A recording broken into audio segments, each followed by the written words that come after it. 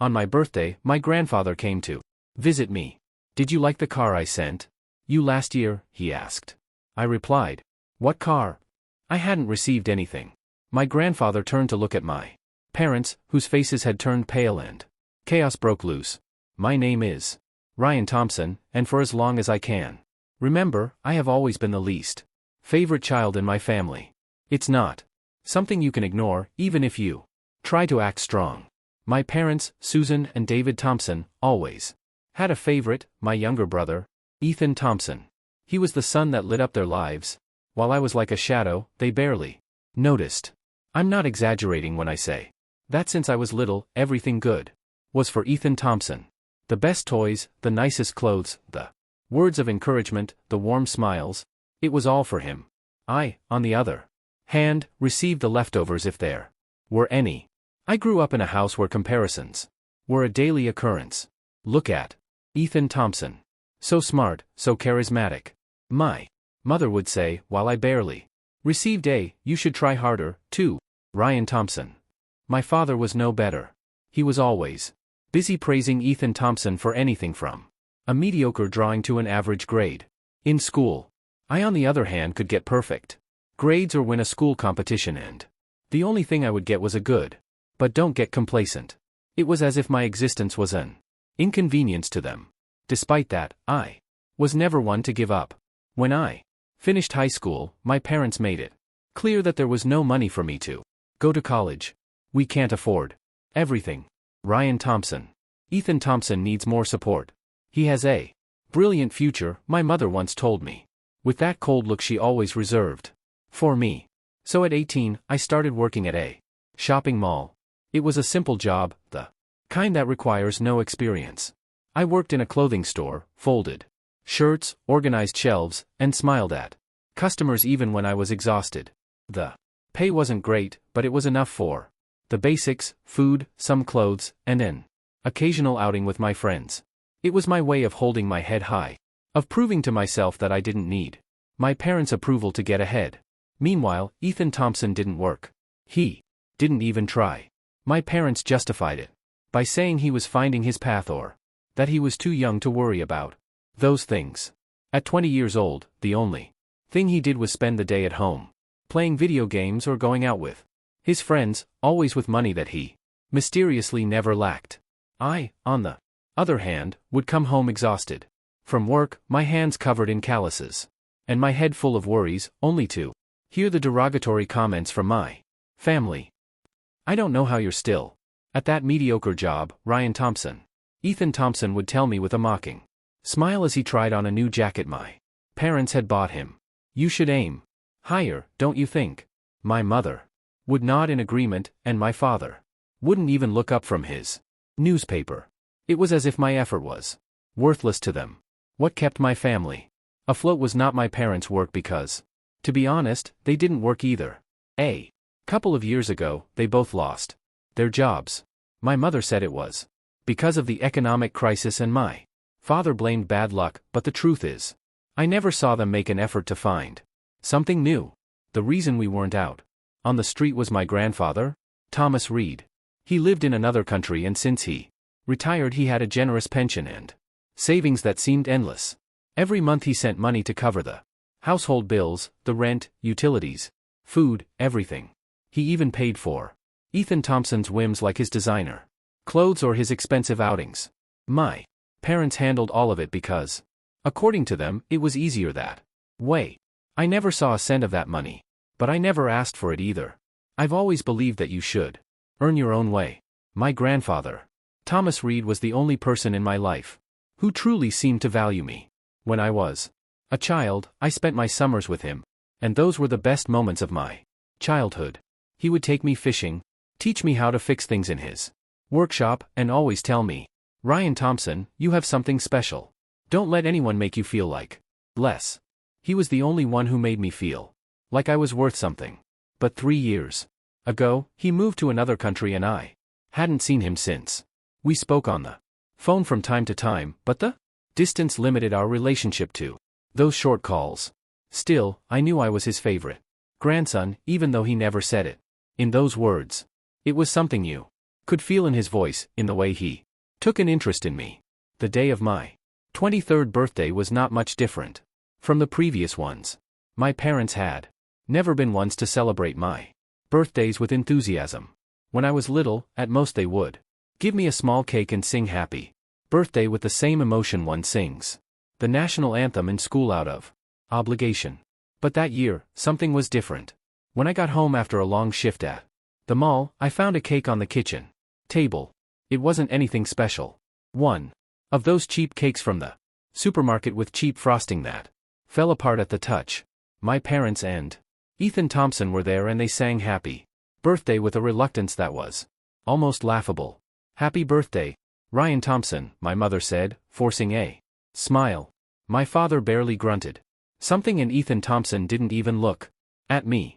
He was busy with his phone. There were no gifts, no cards, nothing. Just that sad cake on the table.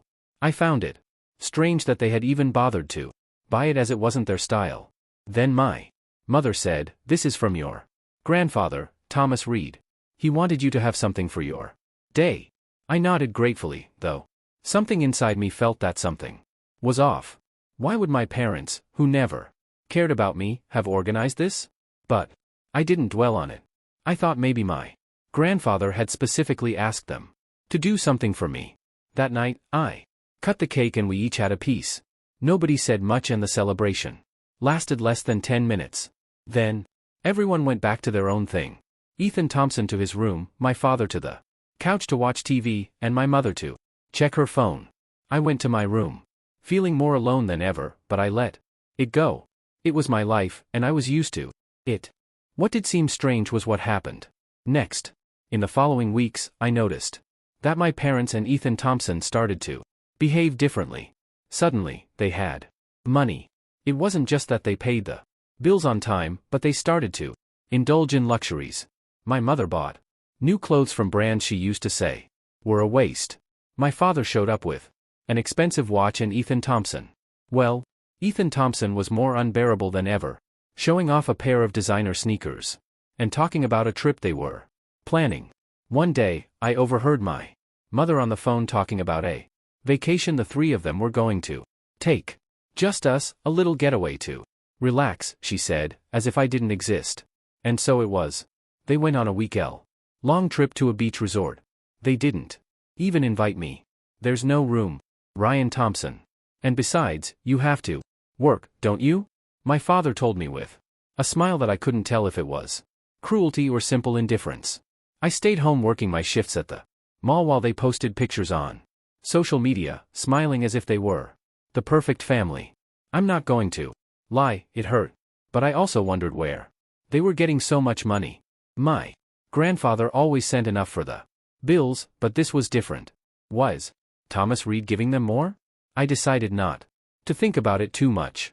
Maybe it was just that, an extra gift from my grandfather. I didn't want to get into trouble. A year passed and my life remained the same.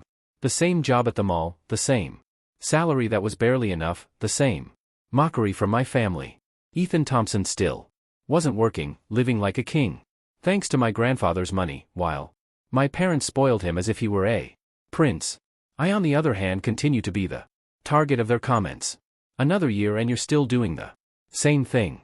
Ryan Thompson, my mother once told me in a tone that dripped with contempt. At your age, you should have a better job. Ethan Thompson would laugh and my father would nod as if he agreed. I just clenched my teeth and carried on. When my 24th birthday arrived, I didn't expect anything special. I thought it would be another day of work, another cheap cake, if they even bothered, and the same bored faces from my family. But then something unexpected happened. I received a call from my grandfather, Thomas Reed. His voice sounded warm as always, but also excited. "Ryan Thompson, my boy, how are you? I'm coming to visit you for your birthday. Today, I want to take you to dinner at the best restaurant in the city. Invite your parents and Ethan Thompson. This is a family celebration." I couldn't believe it. My grandfather was coming. I hadn't seen him in 3 years, and the idea of having him here filled me with a joy I hadn't felt in a long time. I accepted immediately and he told Me, he would arrive in the evening. I was so excited. Finally, someone who truly loved me would be here. My grandfather kept his promise. He appeared at the door of the house with his usual smile and a hug. That made me feel like I was that little boy spending summers with him again. He was a tall man with white hair and an energy that didn't seem to belong to someone his age. My parents and Ethan Thompson greeted him with forced smiles as if they were nervous. I noticed my mother was quieter than usual and my father couldn't stop looking at his phone. Ethan Thompson, for his part, barely greeted my grandfather and stayed in a corner as if he were annoyed at having to be there. We went to the restaurant Thomas Reed had chosen, one of those elegant places where the waiters treat you like royalty. The food was incredible, and for a moment, I felt special. My grandfather kept asking me how I was, how my job was going, what my plans were. It was the first time in a long time that someone was genuinely interested in me. My parents and Ethan Thompson, however, didn't seem to be enjoying themselves as much. They spoke little, and when they did, it was to make sarcastic comments about me. Another year at the mall, huh? Ryan Thompson. Ethan Thompson said with a chuckle. How immature. You're still the same as always, my mother added. I tried to ignore them. I didn't want their words to ruin the moment. But then after dinner, while we were having dessert, my grandfather looked at me with a smile and said something that changed everything. Ryan Thompson, tell me, did you like the gift I sent you last year? I was confused. The gift from last year. The only thing I had received was that horrible cake, and my parents had said it was from him. Oh, yes. Thanks for the cake, Grandpa. My parents told me it was from you, I replied, trying to sound grateful. But Thomas Reed's face changed. He frowned as if something didn't add up. A cake, he said, confused. I didn't send you a cake, Ryan Thompson. The atmosphere at the table tensed. Immediately, my parents, who had been quiet until then, started shifting uneasily in their chairs. My mother tried to change the subject, saying something about how delicious the food was, but my grandfather wouldn't let her. One moment. Susan. What cake?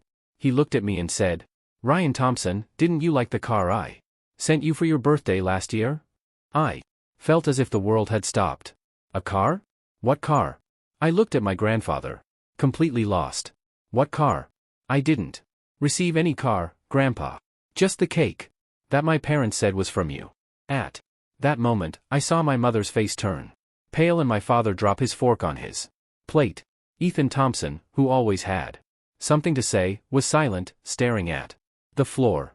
Thomas Reed turned slowly towards my parents, and his expression was a mixture of confusion and fury. What is going on here? He asked in a voice that sent shivers down my spine.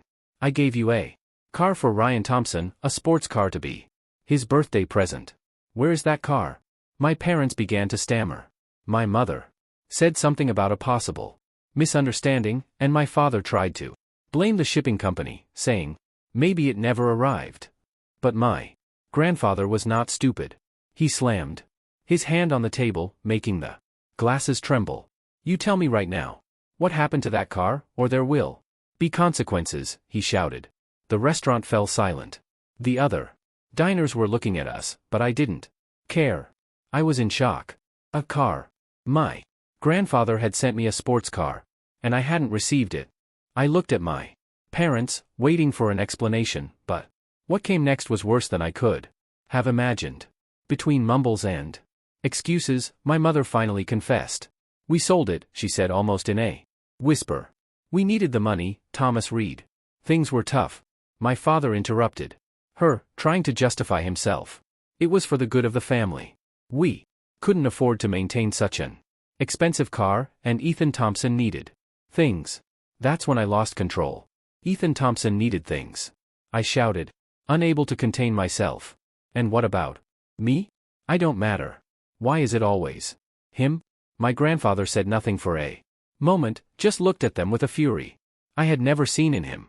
Then he spoke. And his words were like knives. I can't believe you betrayed my trust. I gave you that car for Ryan Thompson, my grandson, the one who has always worked hard, the one who never asks for anything, and you sold it to spend it on clothes, on Trips, on things for Ethan Thompson.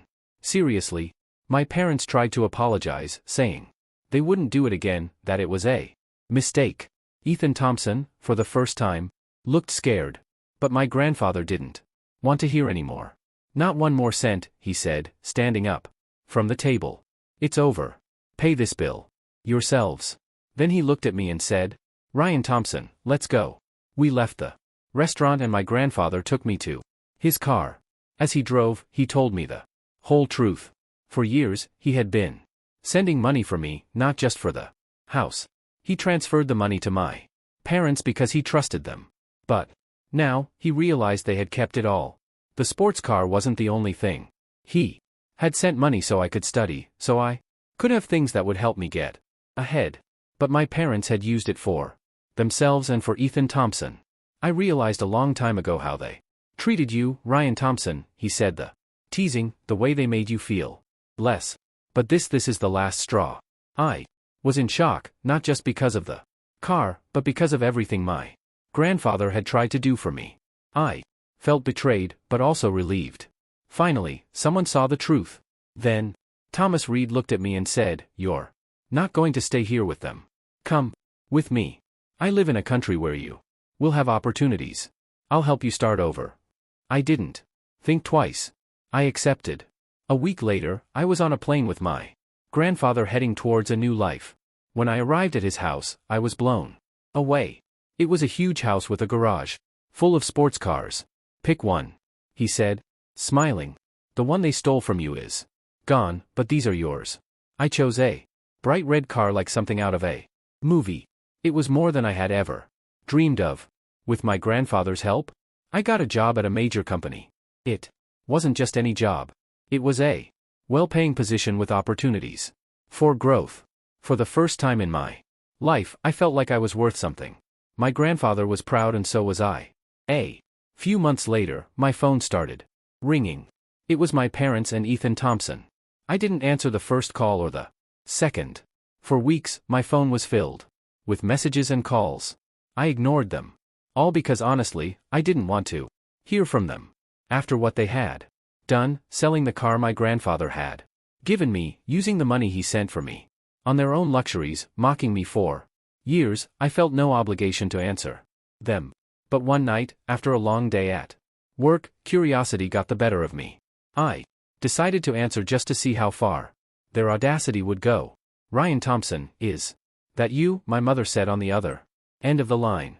Her voice was shaky, almost unrecognizable. It had always had that authoritarian tone, as if I were a nuisance. But now, she sounded desperate. We need to talk. To you. Please don't hang up. I remained silent, waiting for her to continue. Things are difficult. Your grandfather cut us off completely. We have no money, Ryan Thompson. We're going to be evicted next week if we don't pay the rent. You're our family. You have to help us. I couldn't help it. I let out a dry laugh. Family. The word sounded ridiculous coming from her mouth. Family, I said, my tone colder than I expected. So now I'm family. Where was this family when you were making fun of me? When you sold the car, my grandfather sent me to spend it on designer clothes and trips for Ethan Thompson. Where was this family when you left me alone while you all went on vacation? My mother tried to interrupt me, but I didn't let her. No, Susan, don't give me that now. For years, you treated me like I didn't exist. And now that you're in trouble, you remember me. There was a silence on the other end. Then I heard my father's voice as he took the phone. Ryan Thompson, don't be ungrateful, he said with that tone of superiority he always used. We did what we could for you. Everything we did was for the good of the family. How dare you throw things in our face after everything we gave you? That was too much. Gave me? What did you give me? I shouted. A cheap cake that wasn't even from you. Mockery every time I came home, tired from work. Or maybe the constant contempt while you gave everything to Ethan Thompson. Don't make me laugh, David Thompson. Then I heard Ethan Thompson muttering something in the background. My mother got back on the phone, her tone shifting to a softer, almost pleading one. Ryan Thompson, please. We're in a desperate situation.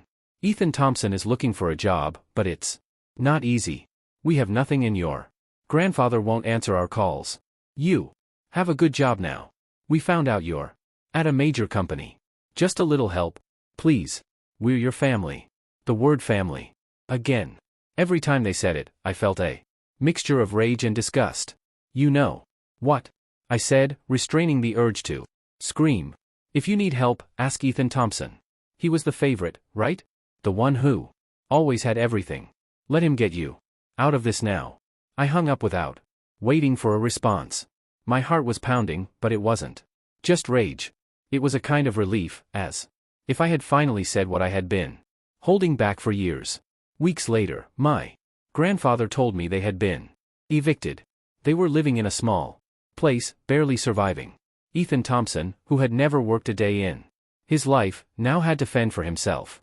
My parents, who had always believed themselves superior, were in misery. I, on the other hand, was free. I had a good job, an incredible car, and most importantly, I had someone who believed in me. My grandfather Thomas Reed gave me the opportunity my parents never wanted to give me, and for the first time in my life I felt at peace.